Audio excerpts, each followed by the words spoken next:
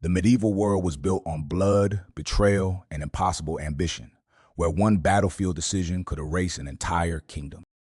Across Europe, 6 commanders rose from chaos and transformed warfare forever, not only by winning battles, but by mastering fear itself. Some were hailed as heroes by their people, while others were remembered as monsters by the enemies they crushed. But every one of them changed history through sheer will, ruthless strategy, and terrifying courage. What made these men truly dangerous was not only the size of their armies, but the way they understood human weakness. They knew how to weaponize panic, hunger, religion, loyalty, hope, and even the silence before a charge. Entire kingdoms collapsed because of decisions made by a single man on a single battlefield. And centuries later, historians still argue over which of these commanders was the greatest military mind of medieval Europe. The first was not born a king, and in another life he might have been forgotten completely. He began as an illegitimate son with almost no chance of inheriting real power. Yet by the end of his life, Europe trembled at the name William the Conqueror. When William invaded England in 1066, many believed the campaign would fail before winter. Crossing the English Channel with thousands of soldiers was already dangerous enough for any ruler. But invading a kingdom defended by hardened Anglo-Saxon warriors seemed almost suicidal. William understood something his enemies did not, because victory belonged to the commander who controlled momentum. At the Battle of Hastings, his forces used discipline and deception with terrifying effectiveness. At one point, Norman cavalry pretended to retreat, creating the illusion of panic and weakness. The English lines broke formation to chase them downhill, believing victory was finally within reach. That single mistake shattered the shield wall protecting King Harold's army. Within hours, England belonged to William, and the future of the island changed forever. The invasion permanently transformed English language, culture, politics, law, architecture, and medieval warfare. But William ruled through fear as much as strategy, and resistance was punished without mercy. Villages that resisted were burned to the ground, leaving survivors with nothing but ash and hunger. Northern England suffered mass starvation after his brutal campaigns of destruction and control. Some chroniclers claim mothers ate grass beside dead children during the winter famine. William had conquered England, but he also changed medieval warfare into something colder and far more ruthless. Then came Richard the Lionheart, a king whose reputation became larger than reality itself. Richard spent surprisingly little time ruling England, yet his legend spread across Europe and the Middle East like wildfire.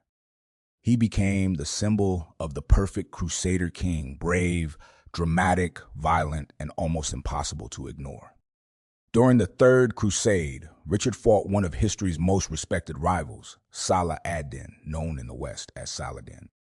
Their conflict became more than a war because it turned into a clash between faith, empire, reputation, and strategy. Richard terrified enemies because he led from the front, where death was closest and glory was loudest. He charged directly into combat wearing bright royal colors instead of hiding safely behind his soldiers. At the Battle of Arsuf, Richard maintained discipline under relentless attacks from Saladin's cavalry. For hours, his men resisted the urge to counterattack while enemy horsemen tried to break their formation. Then Richard unleashed a devastating cavalry assault at exactly the right moment. The Muslim lines collapsed under the sheer force of the charge, and Richard's legend grew even larger. But Richard's greatest strength was also his greatest weakness, because he loved warfare more than politics. While Europe praised him as a hero, England suffered crushing taxes to fund endless campaigns abroad. Even after his victories, Jerusalem remained outside Christian control. Proving glory was not always the same as success. Richard won fame, fear, songs, and legends, but not the war he truly wanted. Then there was Edward the Black Prince, a commander so feared that entire towns surrendered before seeing his army. He earned his reputation during the 100 Years' War between England and France. Unlike many noble commanders, Edward adapted constantly to changing battlefield conditions and enemy mistakes. At the Battle of Soor-Arsaci, French knights believed sheer numbers and noble blood guaranteed victory. But Edward used terrain and longbowmen with devastating precision, turning arrogance into disaster. English arrows darkened the sky like a storm, falling with terrifying rhythm onto advancing cavalry. French cavalry charges collapsed into chaos before reaching English lines, breaking the pride of medieval knighthood. Armored knights fell screaming into the mud as horses crashed around them. The battle shattered the illusion that noble cavalry could dominate warfare forever.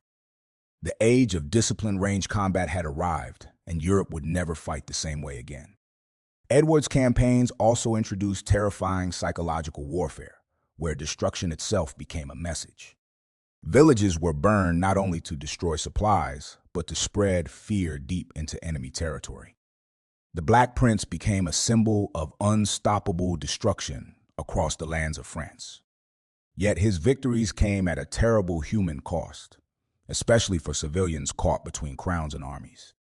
Thousands of ordinary people died during raids that were designed to weaken France from within.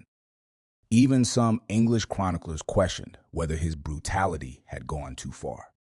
But medieval warfare rarely rewarded mercy, and fear often achieved what diplomacy could not. The next commander understood this better than anyone, even though he was nearly blind. John Žižka became one of the most innovative generals in European history. Born in Bohemia during a time of religious chaos, Žižka led the Hussite forces against overwhelming enemies. His armies were often made up of peasants with limited weapons, training, and equipment. Against them stood armored knights backed by powerful kingdoms and crusading armies. Most commanders would have surrendered immediately, but Žižka did something far more dangerous.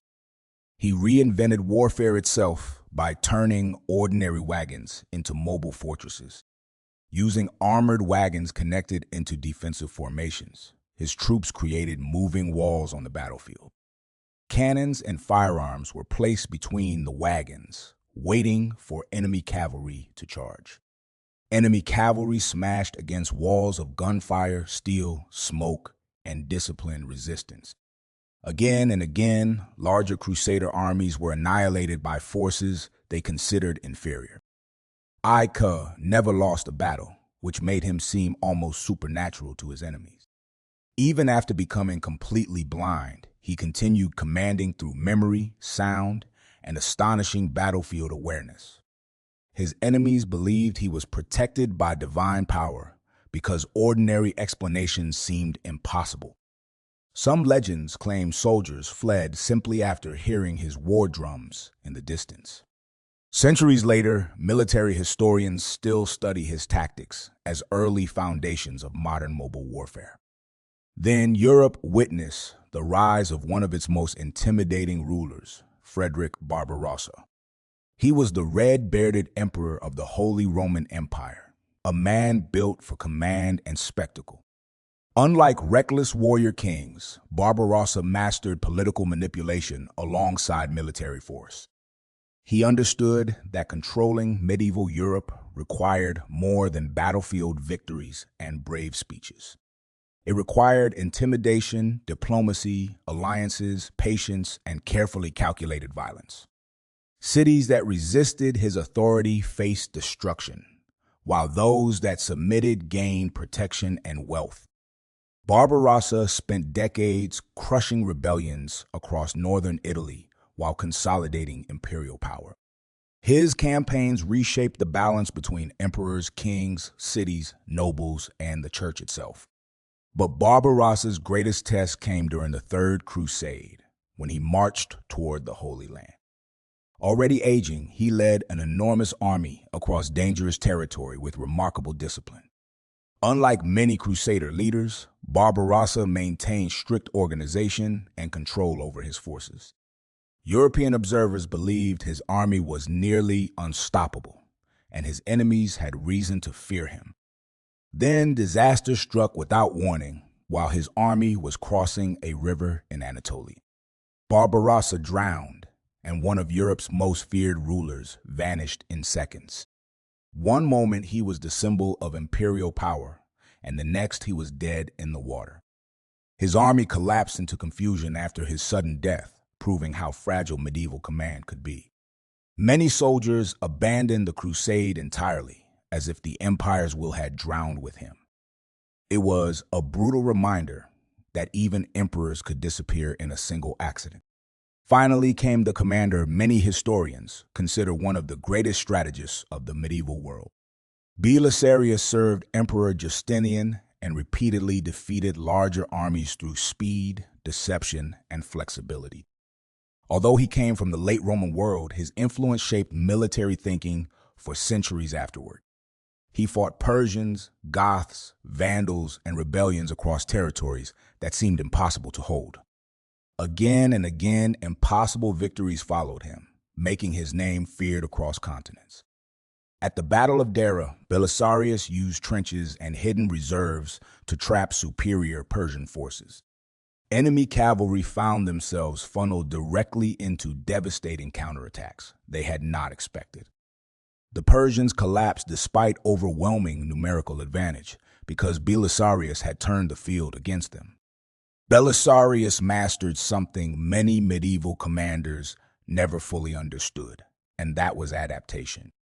He constantly adjusted formations, troop movements, and battlefield plans in real time. His soldiers trusted him because he survived disasters that should have destroyed entire armies. Yet Belisarius suffered from betrayal more than defeat because politics feared what enemies could not kill. Political rivals feared his popularity and whispered against him inside the imperial court. Despite saving the empire repeatedly, he was stripped of power multiple times by jealous elites. Some stories claim he later wandered Constantinople blind and abandoned, begging from those he once protected. Historians debate whether that tale was true, but the symbolism remained powerful. Even the greatest commanders could become victims of politics after surviving the deadliest battlefields. What united all 6 of these men was not simply military genius or personal courage. It was their ability to reshape fear itself and make enemies react before the real attack began. William weaponized momentum. Richard weaponized courage, Edward weaponized terror, and Thogha weaponized innovation. Barbarossa weaponized authority, while Belisarius weaponized adaptation against enemies who thought numbers guaranteed victory. Together, they transformed medieval warfare from chaotic violence into calculated psychological domination. Their victories built kingdoms, their failures destroyed armies, and their reputations survived long after castles became ruins. Because history rarely remembers ordinary men who merely followed the rules of their age. It remembers the commanders who changed the fate of civilizations forever.